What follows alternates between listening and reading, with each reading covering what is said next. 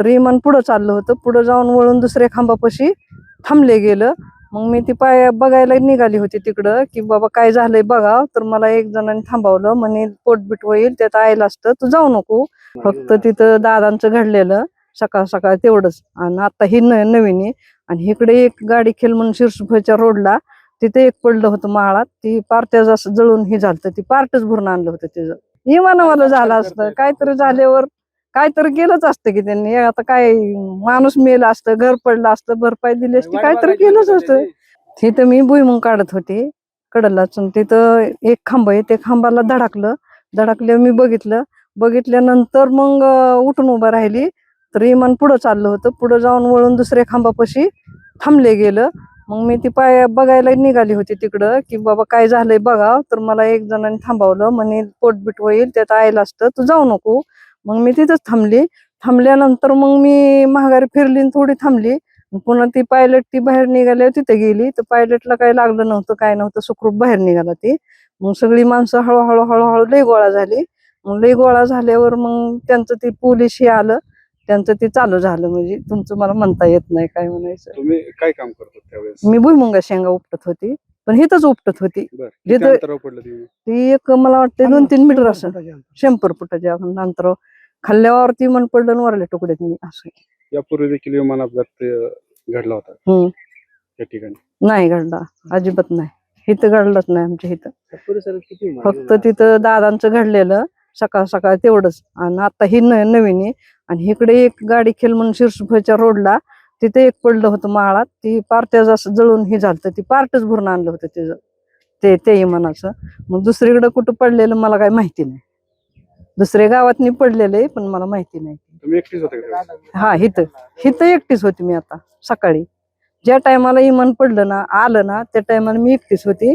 आणि धडकल्यावर खांबाला मला आवाज आले, उठून उभं राहिली मी. तर मग शेजारी विमान. म्हणलं आता काय खरं नाही गड्या, भेव वाटलं मला, भीती वाटली, पण एवढं काही जाणवलं नाही. हिकून वरनं जाते डोक्यावरून सारखी जाते, आम्हाला बोललेलं कळत नाही एकामेकाला, एवढी विमानं जातात. पण असे पडलं नाही ते विमान कधीच.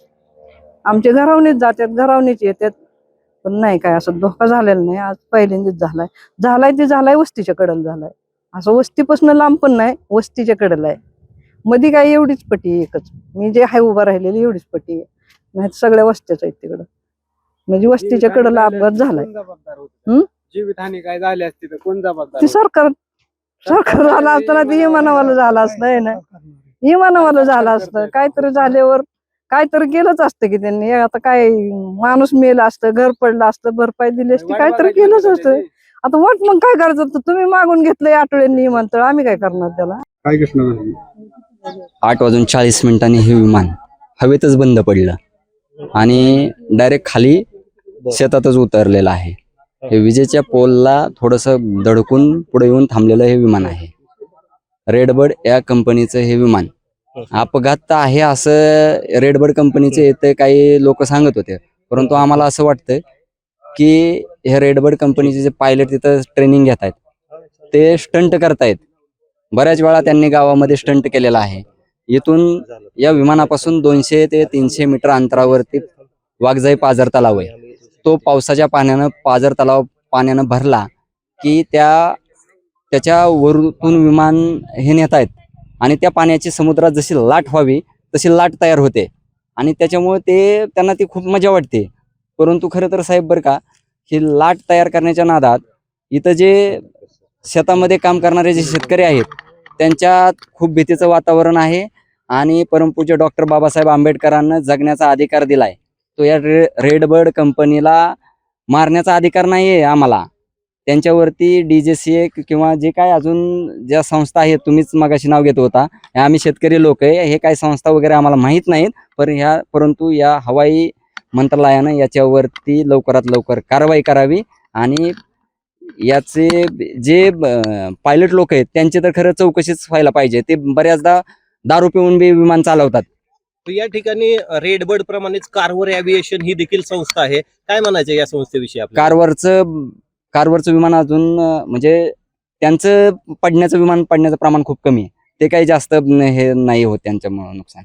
हे मुद्दामून करतायत असं वाटतंय आम्हाला रेडबर्ड वाले. कारवर एव्हिएशन कडून गावासाठी काय मदत, जसं की रेडबर्ड कडून तुम्ही तक्रार करताय की ते अजिबात कुठलीही गावासाठी मदत करत नाही, कारवर एव्हिएशन करताय का आपल्या गावासाठी काय मदत वगैरे? कारवर कंपनी फुल नाही फुलाची पाकळी ही नेहमी मदत करत असते. रेडबर्ड वाल्यांनी सुद्धा मदत करायला पाहिजे आणि जे आमचे भूमिपुत्र आहेत त्यांना तिथं कामाला ज्या त्याच्या क्वालिफिकेशन नुसार कामाला घ्यायला पाहिजे. त्यांना ते घेत नाहीयेत, ते टाळाटाळ करतात. महाराष्ट्रातील सर्व बातम्यांचे विश्वासार्ह व्यासपीठ, सकाळच्या सर्व सोशल मीडिया प्लॅटफॉर्मला लाईक, फॉलो आणि सबस्क्राईब करा. तसंच सर्व नोटिफिकेशनसाठी बेल आयकॉन प्रेस करायला विसरू नका.